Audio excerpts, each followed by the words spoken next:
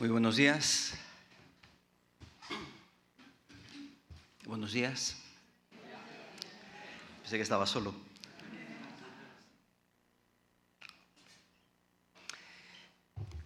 No sé si habéis visto el título del mensaje de hoy. Yo tiempo atrás no ponía títulos, pero ahora nos piden títulos. Y no sé lo que habréis pensado al respecto. Pero quisiera hablar o seguir hablando, hemos estado hablando durante este mes de la familia. Y los últimos domingos hemos hecho un énfasis especial en transmitir la fe a la siguiente generación, cómo lo hacemos. Así que más bien nos hemos enfocado en la relación padres-hijos y en esta mañana nos vamos a centrar más en la relación esposo-esposa, aunque no de manera exclusiva. No hace falta que los solteros os vayáis, porque el contexto general es enmarcar todo esto dentro de lo que es la familia de Dios. ¿Qué pensáis si hicieseis una encuesta en la calle? ¿Qué pensaría la gente sobre el matrimonio y la familia? Pensadlo un momento.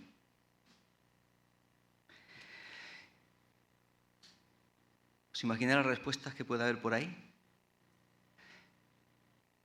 Seguramente habría muchas y muy variadas, pero probablemente también un porcentaje muy alto tendría un mismo enfoque o una misma perspectiva. En general, hoy la familia no se ve como un proyecto personal, sino como una adición a mi proyecto personal. Es un satélite, igual que la Luna alrededor de la Tierra. Está ahí, pero aparte de influir un poquito en las mareas, ¿no? Suben y bajan, que no me afecte demasiado. Decía en el bosquejo que nos vamos a acercar en esta mañana al contexto bíblico y tomaremos también en cuenta el contexto actual para descubrir los principios bíblicos que definen hoy los rasgos contraculturales del matrimonio cristiano. Veremos también los requisitos para vivir a su altura y los resultados esperados. Bueno, es muy ambicioso el tema y soy consciente que vamos a tratar solo una parte de una cuestión que sería muchísimo más amplia. Y quisiera primero hablar por un momento del contexto actual. Y supongo que coincidiréis conmigo y seguramente tendríais más cosas que decir al respecto. Pero algunas de las frases que escucharíamos a la gente cuando habla del matrimonio sería, bueno, yo me caso, pero me caso para que me haga feliz. O sea, yo no voy a mantener un matrimonio si me hace infeliz. Y si no funciona bien, apague y vámonos. Me deshago del compromiso. Porque lo importante, este es el mensaje continuo de la sociedad, de los anuncios, de lo que queráis. Lo importante es tu realización personal. Ese es el enfoque de la vida y el enfoque del matrimonio, en el trabajo, en las relaciones personales. Haz todo aquello que sirva para tu promoción, para tu realización. El centro, tanto de la sociedad, como de la vida, como del matrimonio, se podía traducir en egoísmo. El yo, mi plan, mi proyecto. El matrimonio cristiano va a romper con eso. Ya no va a ser un yo, mi, me, conmigo, sino un nosotros. Lo importante es la autorrealización, alcanzar mis metas. Yo soy la prioridad.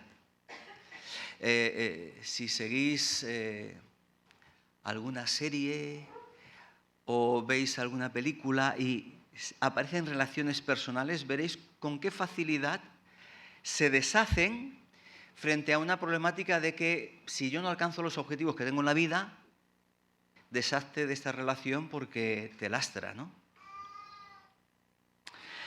Hay una profunda incapacidad de renuncia. De decir, yo quedo atrás y tú delante. Renuncia. Eso en nuestra sociedad está prohibido. Es como negarse ya a uno mismo. Y esto nos ha marcado con un fuerte individualismo. Este es el momento de nuestra sociedad, especialmente en Occidente. Cuando uno lee también lo que se escribe sobre la familia, nos damos cuenta de que estamos en un proceso de deconstrucción, de desmontar el modelo de familia. Ese núcleo familiar que ha tenido una función social, educativa importante, como hemos visto en las semanas anteriores, hoy se quiere desmontar porque lo que se quiere crear es una nueva sociedad alternativa. Y hay un programa y hay un proyecto para desmontar esta sociedad y crear una sociedad nueva. Dice un autor: por eso el objetivo hoy es de construir las propiedades fundamentales de la familia, como podían ser la unidad, fidelidad, fecundidad, multiplicar, que dice la Biblia, un modelo de fidelidad. Todo esto hoy, la fidelidad no se la das a nadie. ¿Con quién eres fiel? ¿Qué te dice la sociedad? ¿A quién tienes que ser fiel? A ti mismo. Vaya. Yo pensaba que la fidelidad tenía que ver con otras personas, ser fiel a alguien, ¿no? Si ese alguien eres tú eres el centro de todo. Hay muchos cambios en esta sociedad que, como ya hemos visto, y no voy a usar demasiadas palabras que definan la sociedad moderna, pero todo fluye, también las relaciones. Y por tanto estamos en un modelo de sociedad en el que han cambiado los valores, han cambiado los planteamientos. Todo el tinte de relativismo hace que no hay nada que perdure. ¿Cómo van a perdurar los matrimonios en una sociedad que todo fluye, que todo cambia? Hoy te quiero, pero no hay ninguna garantía de que mañana te vaya a querer, ¿no? Alguien dijo en la antigüedad, un filósofo, que nunca te bañas en el mismo río, porque todo fluye, ¿no? El río es diferente, es el mismo río a la vez diferente. Todos cambiamos, sí, pero con ese cambio no hay seguridad en nada, tampoco en las relaciones de pareja. Este mundo moderno que es eso, narcisista, se mira a sí mismo, es un mundo hedonista que busca el placer, ha traído como consecuencia también la relativización de las relaciones personales en el marco de la familia. Los vínculos sociales van según el interés, los vínculos familiares, especialmente en cuanto al matrimonio, también se han relajado mucho. Es muy fácil. Yo creo, ahora no tengo las últimas estadísticas, pero mi impresión es que el número de divorcios está igual o más que el número de matrimonios en este momento en nuestra sociedad occidental. Esta es la realidad que estamos viviendo. Es un mundo consumista. Lo consumimos todo. Mercancías, diversiones, viajes, deportes, cultura. Somos meramente consumidores para nuestra propia satisfacción. Y todo esto nos lleva a plantearnos, bueno, ¿cómo puede sobrevivir la familia cuando el núcleo familiar es tan importante, o el matrimonio cuando es algo tan vital? Pero en una sociedad que no le da importancia, bueno, no le da importancia a la familia, muy poca importancia, hasta que llega el fin de semana y no puedes aparcar en tu barrio porque han venido todos los hijos a comer con los papás. Entonces sí, entonces nos acordamos de la familia. La familia es importante, ¿no? En un sentido todos añoramos ese ámbito familiar, pero a la vez lo estamos destruyendo porque no lo estamos cuidando. Esta es nuestra realidad posmoderna. Sin embargo, la Biblia nos hace un planteamiento bastante diferente. Algunas cosas ya las hemos comentado. La familia es el marco en el que se forjan los valores importantes, los valores morales, donde se transmite la fe hemos dicho. Y respecto al matrimonio, el esposo y la esposa, es un espacio privilegiado, no el único. Si alguien no se casa, no va a ser menos que otros, pero el matrimonio es ciertamente un lugar privilegiado si está funcionando como debería funcionar para nuestro desarrollo y crecimiento personal, usando un texto del Antiguo Testamento que decía, hierro con hierro se aguza, ¿no? Para afilar el hierro necesitas algo fuerte, ¿no? Y en una relación de iguales, en el amor, es donde, en el amor y en la confrontación de nuestras debilidades, realmente podemos crecer. Es, bíblicamente hablando, el espacio para el testimonio cristiano. Y este es un aspecto que muchas veces olvidamos cuando nos casamos. Pensamos en el matrimonio como cosa de dos. Como mucho, como buenos creyentes, usamos un texto, si no recuerdo mal, de Eclesiastés, que habla de cordón de 3 dobleces, y entonces colocamos ahí al lado al Señor, ¿no? Para que no se diga que no somos creyentes.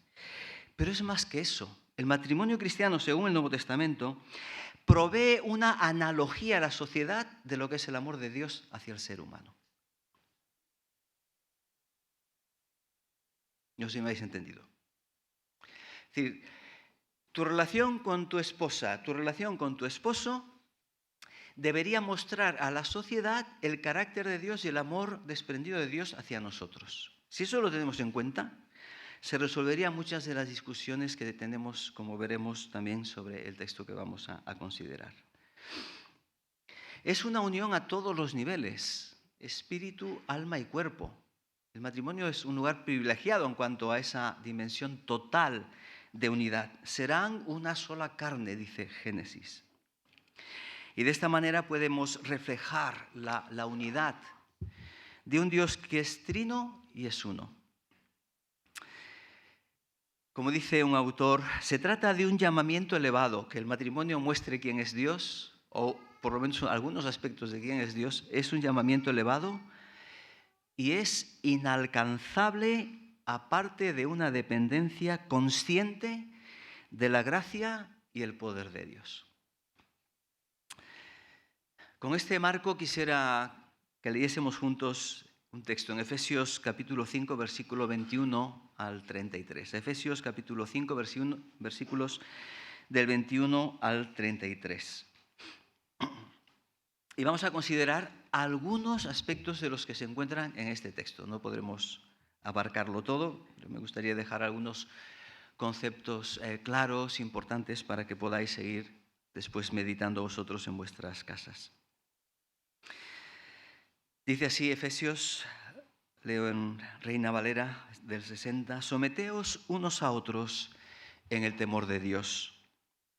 Las casadas estén sujetas a sus propios maridos como al Señor, porque el marido es cabeza de la mujer, así como Cristo es cabeza de la Iglesia, la cual es su cuerpo y Él es su Salvador. Así que, como la Iglesia está sujeta a Cristo, así también las casadas lo estén a sus maridos en todo. Maridos, amad a vuestras mujeres, así como Cristo amó a la Iglesia y se entregó a sí mismo por ella, para santificarla, habiéndola purificado en el lavamiento del agua por la palabra, a fin de presentársela a sí mismo una iglesia gloriosa, que no tuviese mancha, ni arruga, ni cosa semejante, sino que fuese santa y sin mancha. Así también los maridos deben amar a sus mujeres como a sus mismos cuerpos. El que ama a su mujer, a sí mismo se ama. Porque nadie aborreció jamás a su propia carne, sino que la sustenta y la cuida, como también Cristo a la Iglesia. Porque somos miembros de su cuerpo, de su carne y de sus huesos. Por eso dejará el hombre a su padre y a su madre, y se unirá a su mujer, y los dos serán una sola carne. Grande es este misterio, mas yo digo esto respecto de Cristo y de la Iglesia. Por lo demás, cada uno de vosotros ame también a su mujer como a sí mismo, y la mujer respete a su marido. Leído así, no parece muy contracultural. Pero si rascamos sobre la superficie y entendemos lo que está diciendo Pablo en este contexto, nos vamos a dar cuenta que realmente es un texto muy subversivo. En primer lugar, Pablo está escribiendo en un contexto de cultura grecorromana. Está escribiendo a personas que están viviendo en un determinado sistema social. Pero cuando les escribe, y aquí tengo que hacer un resumen muy breve de la carta, en primer lugar, les recuerda que esa iglesia a la que le escribe, incluyendo a todos los miembros en el estatus que le corresponda familiar, ya sean padres, ya sean hijos, esposos o esposas, o como gran familia, porque ese es el contexto en el que está hablando la carta a los Efesios. La familia incluía ¿a quién? A los siervos, a los esclavos.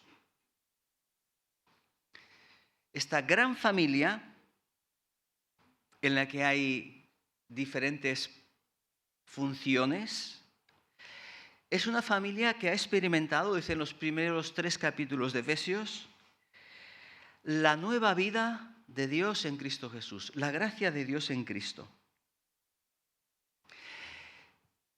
Es el grupo que ha experimentado y que ha escuchado que ahora en Cristo Jesús tú puedes ser judío o gentil, es igual, todos tenemos una misma entrada a la familia de Dios y a Dios le llamamos todos Padre. El esposo, la esposa, el hijo, la hija, el amo y el siervo.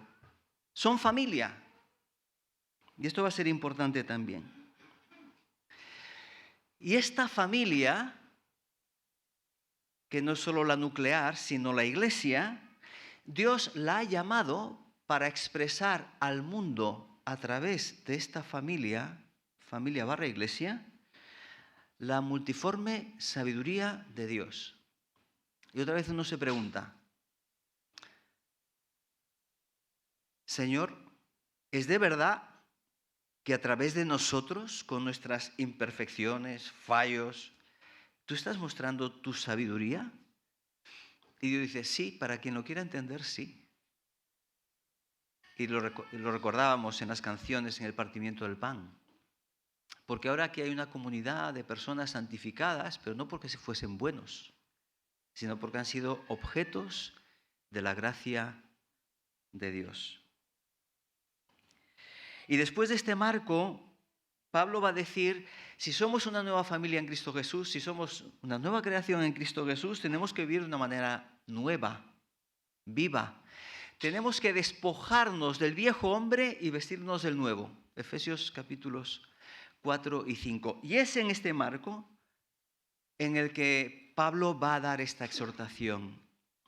¿Qué encontramos justo antes? Un texto que nos habla de cómo vivir la vida cristiana.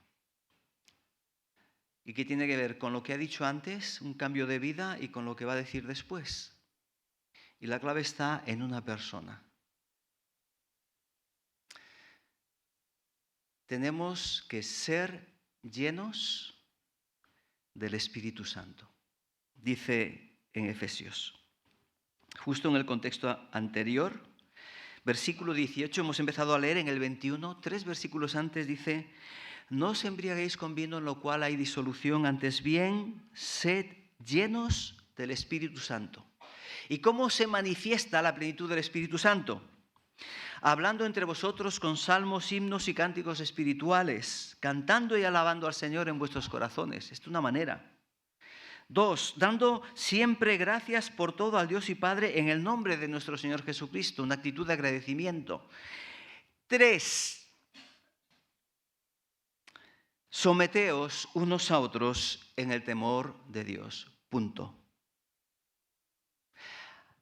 Esa es la tercera manifestación de la plenitud del Espíritu Santo. Si tú no estás dispuesto a someterte a nadie, lo primero que tienes que plantearte es si eres creyente. Y si lo eres, en segundo lugar, ¿qué espacio le estás dejando al Espíritu Santo en tu vida? Y es a partir de este concepto importante, someteos unos a otros en el temor de Dios, que se dan estas exhortaciones también ahora para la familia. Antes ha estado hablando del creyente como individuo y ahora está hablando del creyente comunidad. Algunos conceptos que quisiera dejar con vosotros son los siguientes. El texto que hemos leído, como veis, son instrucciones para la esposa, para el esposo, y si seguimos leyendo, veremos que hay instrucciones para padres, hijos, patrón obrero o amo-esclavo en el contexto cultural. ¿No? Hoy no podríamos hablar de amos y esclavos. Entonces entendemos que tenemos que hacer un traspaso cultural. Y en el último lo tenemos claro, ¿no? Pero quizás en los otros no los tenemos tan claros, que también necesitamos hacer un traspaso cultural. Y permitidme que plantee cuestiones relevantes en cuanto a cómo interpretar el texto, entendiendo que la Biblia se escribe en un momento y una cultura que tiene principios que son eternos, pero que se dan en un formato, en un ropaje cultural. Y tenemos que distinguir la ropa del contenido. Eso es muy importante si queremos aplicar bien la Biblia. No podemos decir que para ser fieles tenemos que actuar como amos, esclavizando a los obreros si tienes una empresa. No tiene ningún sentido, ¿verdad? Bueno, pues otras cosas tampoco. Entonces, tenemos que entender eso de forma clara. Lo que encontramos aquí es lo que se conoce en la Escritura y en aquel contexto cultural como códigos domésticos, que definían las labores y las funciones de cada miembro de la familia en el contexto cultural grecorromano. Esto lo encontramos en otros textos. Pero ahora viene lo subversivo del texto. Pablo está adaptando un recurso cultural, códigos domésticos, igual que el Antiguo Testamento adapta el Decálogo, los códigos legales, eso ya existía, pero le va a dar una nueva aplicación. Y lo primero importante que hay que destacar es que en los códigos domésticos grecorromanos, el código solo se dirigía a una persona. ¿A quién? Al pater familias. Porque era el único que tenía poder y autoridad para tomar decisiones. ¿Los demás qué tenían que hacer? Obedecer y punto. Claro, aquí el pater familias es el esposo, es el padre y también el patrón. Pues es la figura de la casa. ¿Qué es relevante en este caso? Lo primero que hace el texto es dirigirse a todos. Y les va a exhortar a todos que hagan lo que tienen que hacer. ¿Por qué? Por amor a Cristo. Este mismo texto dice, capítulo 5, versículos 1 y 2. Voy a enfatizar mucho el contexto para que entendamos la relevancia que tiene para entender bien esto. Dice, sed pues imitadores de Dios como hijos amados, y andad en amor como también Cristo nos amó y se entregó a sí mismo por nosotros, ofrenda y sacrificio a Dios en olor fragante. Y esto va a resonar de nuevo aquí. Ha resonado ya en el texto que hemos leído. El texto, por lo tanto, dice, la esposa no es un bien y una propiedad de alguien. Los hijos no son un bien y una propiedad de alguien. Los esclavos no son un bien y una propiedad de alguien. Sí, legalmente lo eran, pero desde la perspectiva de la fe eran personas que tomaban decisiones no en función de su estatus social, sino en función de su relación con Cristo. Y a los que se les invita a que de una forma voluntaria y por amor a Cristo se sujeten. El Nuevo Testamento rompe muchas cosas, pero no lo hace desde la violencia o desde fuera, reclamando derechos, sacando pancartas reclamando derechos, sino que lo hace a través de la transformación del corazón de cada uno de los individuos. El referente es Cristo. Qué importante también es ver y entender, y aquí no todos estarán de acuerdo, en que se trata de una sumisión mutua, someteos los unos a los otros. Hay algunos que piensan que este someteos los unos a los otros solo se dirige a tres partes, a las esposas, a los hijos y a los esclavos. Otros entendemos que esta es una sumisión mutua y explicaremos por qué. En primer lugar, es cierto que sumisión significa literalmente la ordenación de una cosa por debajo de la otra. Es colocarte en un nivel de sujeción a otro que tiene autoridad. Eso es cierto. Pero fijaos que el texto no dice que os sujeten, sino sujetaos. Es una decisión personal. Y ahora vienen aquí algunas cuestiones relevantes. El sometimiento es un concepto profundamente cristiano, que no parte de tu posición o estatus social, sino que parte de la libertad que tienes en Cristo. Y esto se entendió mal en la época del Nuevo Testamento. Hay textos que hablan del mal uso de la libertad, ¿no? Como el Señor me ha hecho libre y antes me tenían esclavizado o esclavizada, pues ahora hago lo que quiero. Y Pablo está partiendo de ese concepto de libertad para decir, mira, desde la libertad tenemos que buscar aquella forma de actuar que funcione siempre en beneficio y en el bien del otro. Y en ese contexto social supone una ordenación en las relaciones. Un sometimiento, insisto, voluntario. ¿A quién debemos someternos? Primera de Pedro dirá, y espero que este pueda ser un ejemplo ilustrativo, que igual aclara un poco lo que quiero transmitir y no sé si lo estoy consiguiendo. Se trata de un sometimiento voluntario. Dice Pedro que tenemos que someternos a las autoridades. Ahora, ¿qué significa para Pedro someternos a las autoridades? ¿Hacer todo lo que las autoridades nos digan? Pregunto. No. Es este Pedro el que escribe la primera carta, el que dice en Hechos a las autoridades judías, es necesario obedecer a Dios antes que a los hombres.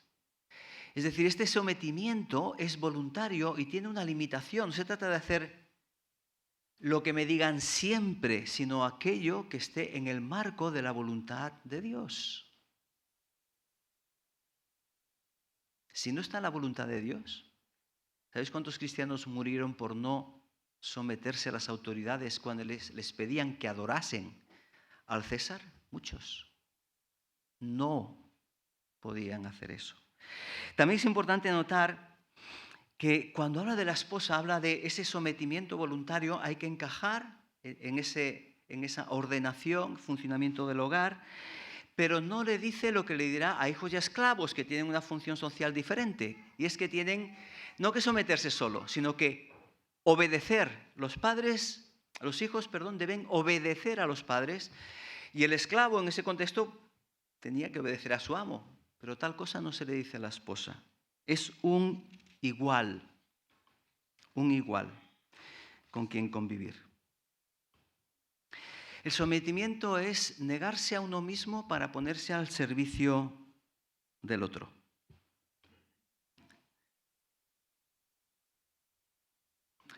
Esto supone un cambio muy radical, porque se entiende la sumisión no como algo forzado, no como algo impuesto, sino como una actitud del corazón, tanto para el hombre como para la mujer.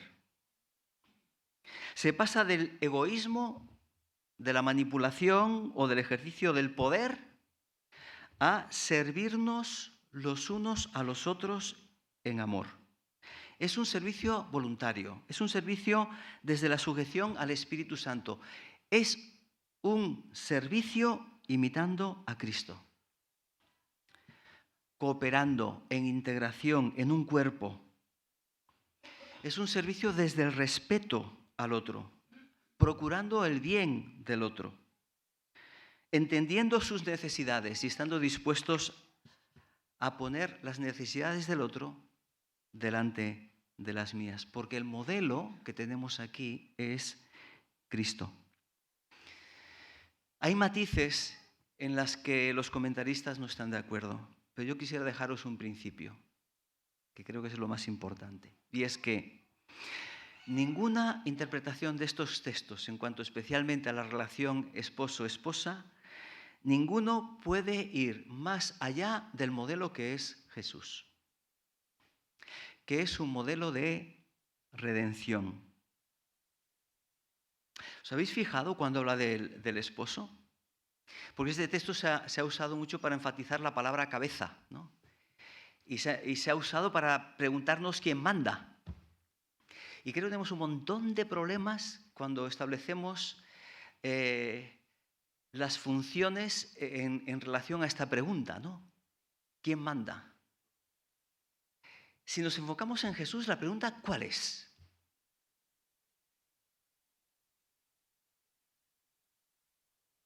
Nunca es quién manda. Cuando la referencia es Jesús, la pregunta es ¿quién sirve? Hemos dejado el 80% de los problemas de a ver cómo nos organizamos de otra manera. ¿Quién sirve y cómo sirve? Y es evidente que hay ciertos roles y funciones que serán diferentes, pero aquí no es cuestión de quién manda, sino de quién sirve y cómo sirve al otro. Cuando uno abandona el egoísmo y tiene una verdadera vocación de servicio, como dice un autor, la sumisión de la mujer y el amor del marido son lo mismo. No son dos categorías diferentes, son dos formas de expresar el amor. Algunos datos más quisiera dejaros. Las exhortaciones se dan en el marco del discipulado, que es muy contracultural, como nueva humanidad, como personas selladas por el Espíritu Santo, en base a una nueva naturaleza, a un nuevo caminar, al deseo de servir a los demás. Un dato más. Se dan en el contexto de la comunidad. La carta a los Efesios no es una carta para matrimonios. La carta a los Efesios es una carta ¿para quién?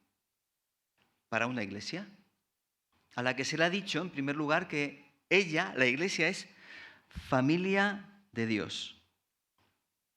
Y en la que se presenta al Señor como aquel que es Salvador, como aquel que es el que cuida y acoge a todos en su familia a través de la fe, a los que creen en Jesús. Estamos en un mundo muy desestructurado y estamos hablando de un modelo de familia, pero la realidad también es que la gran familia que es la Iglesia debe tener la capacidad de acoger a muchos modelos de familia, no estoy diciendo los que están fuera del marco bíblico, pero familias desestructuradas. Hoy hay huérfanos y viudas que igual no se ha muerto el marido, o al revés, no se ha muerto la esposa, pero hay huérfanos y viudas no por defunciones, pero sí por abandonos. Hay solteros en nuestra iglesia que deben recordar que forman parte de la gran familia. Algunos, quizás por fidelidad al Señor, permanecen solteros, porque no han encontrado una persona creyente con la que casarse. Y igual han tenido opciones de casarse de otra manera. Otros quizás por su propia vocación de servicio al Señor, también lo han dejado todo.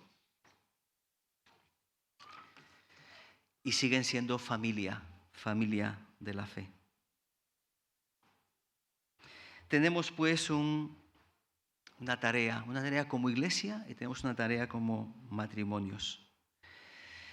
Decíamos que la clave está en lo que nos ha dicho antes, en el amor de Cristo como modelo y antecedente para las relaciones familiares. Si os fijáis en el texto, y hemos estado hablando alrededor del texto más que del texto, pero para dejaros pistas. Si Cristo es el modelo que ya se ha establecido, y el modelo es la entrega de Jesús por nosotros, hemos leído quien se dio a sí mismo, ahora podremos entender mucho mejor todo lo que se le dice al marido. Fijaos que lo que se le dice a la esposa es, le habla de la sujeción al esposo, pero permitidme la parrafada larga, le viene al marido, ¿no? ¿Tiene que someterse el marido a su esposa? Bueno, vamos a entender bien el texto. Este texto, el énfasis no lo pone en los roles, sino que lo pone en las relaciones y en las responsabilidades. Y es desde esta perspectiva que le habla a los maridos de la necesidad de imitar a Cristo en un amor sacrificado. Y ahora vuelvo al concepto de cabeza, ¿verdad? Que a veces nos trae tantas discusiones para ver, otra vez la pregunta, ¿quién manda, no? En lugar de quién sirve. Pero cuando habla de Cristo como cabeza, ¿qué dice? Porque el marido es cabeza de la mujer, así como Cristo es cabeza de la iglesia, la cual es su cuerpo y Él es su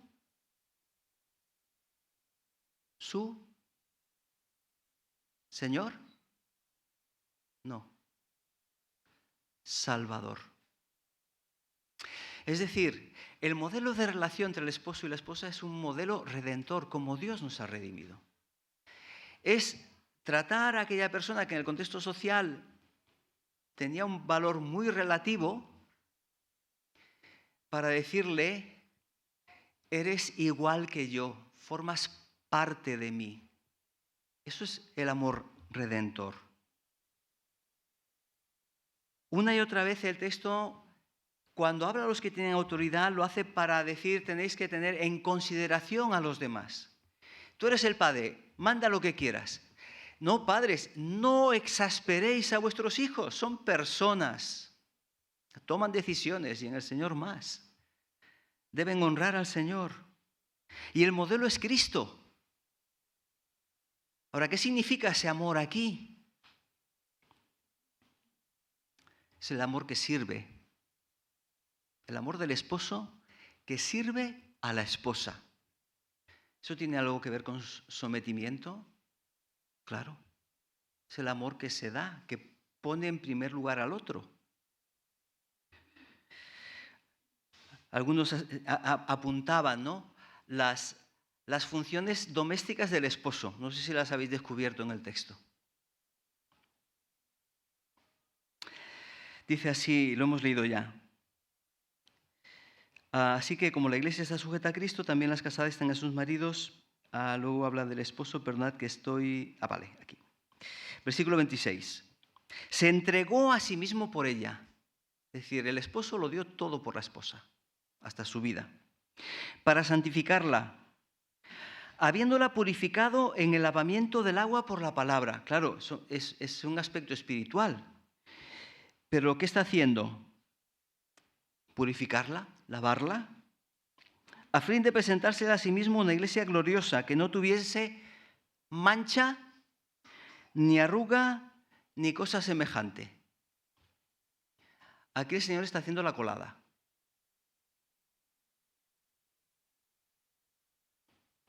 Y en Juan 13, Jesús está lavando los pies a los discípulos.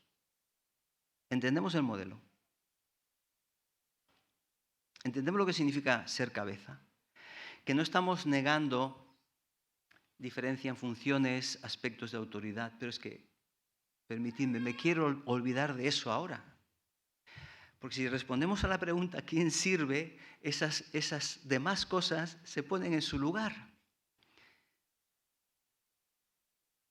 Desde el principio de Génesis, Dios creó hombre y mujer. Los dos imagen de Dios. Los dos imagen directa de Dios. Los dos discípulos de Jesús, respondiendo a Jesús. Lo que se le pide a la mujer, a los hijos y a los esclavos, se le pide en el nombre de Jesús, no de su estatus. En esa condición que estás, cuídate. Primera de Corintios. Tal como te llamó el Señor, pues en eso permanece. Y se lo dice a los esclavos. Ahora, si puedes y tienes la posibilidad de liberarte, puedes procurar eso. Yo no tengo nada en contra de que cambies de estatus. Pero lo importante no es eso, sino cómo vives en el estatus que quizás te ha tocado vivir.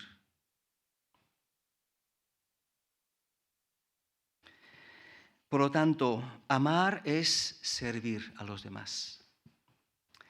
Y el sometimiento también es amor y es respeto hacia el otro.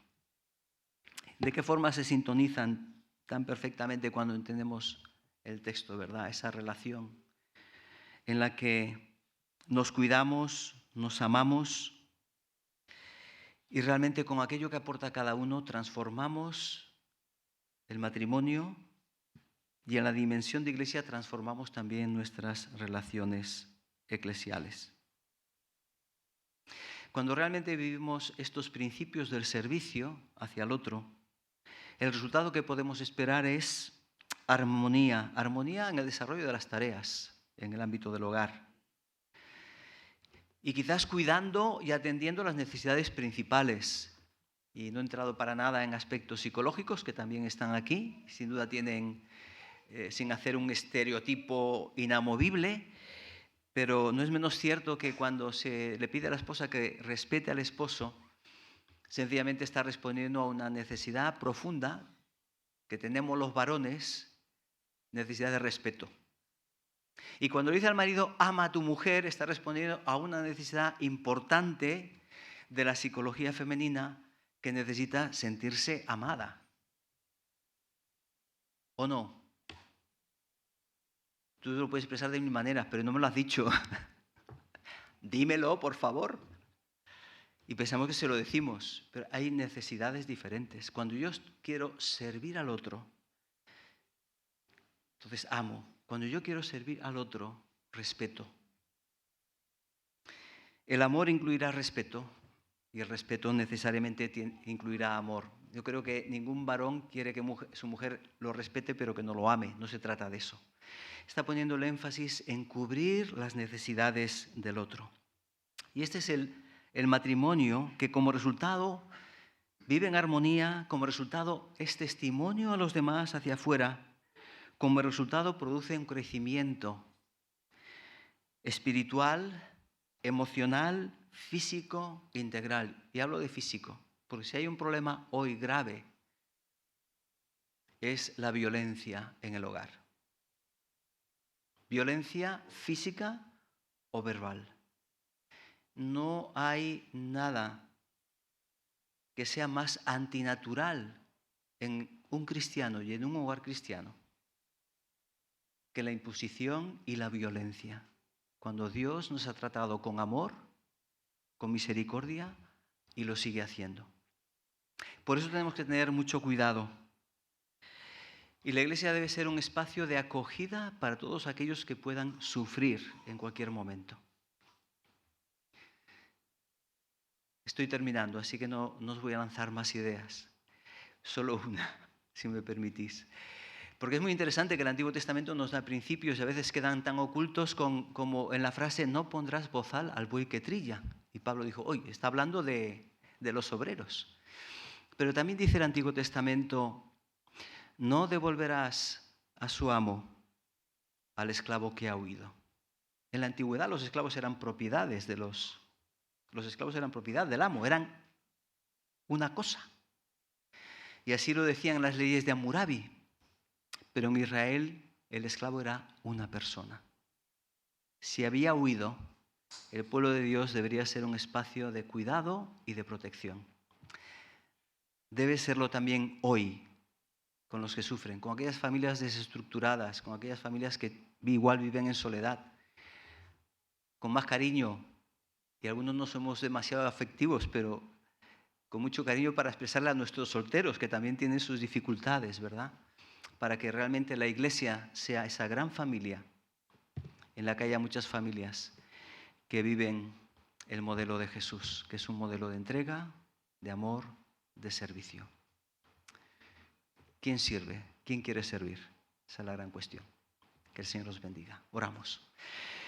Padre, muchas gracias por tu palabra. Queremos realmente ser matrimonios que viven a la luz del Evangelio, que viven a la luz de tu llamado como discípulos tuyos, que viven desde la entrega, que somos capaces de ceder en nuestros derechos para servirnos los unos a los otros en amor, que somos capaces de mostrarnos respeto, que somos capaces de mostrarnos amor, que somos capaces de renunciar incluso a nuestros derechos por amor al otro. Señor, esto nos cuesta.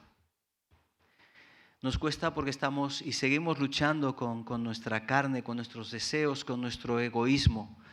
Y queremos pedirte, Señor, que nos ayudes a seguir transformando este carácter, que muestre el amor genuino de Cristo Jesús y que podamos expresar de una manera sincera nuestro amor, cariño y respeto los unos a los otros. En el nombre de Jesús. Amén. Muchas bendiciones para esta semana. Nos vemos, Dios mediante, la próxima. Y algunos segundo turno.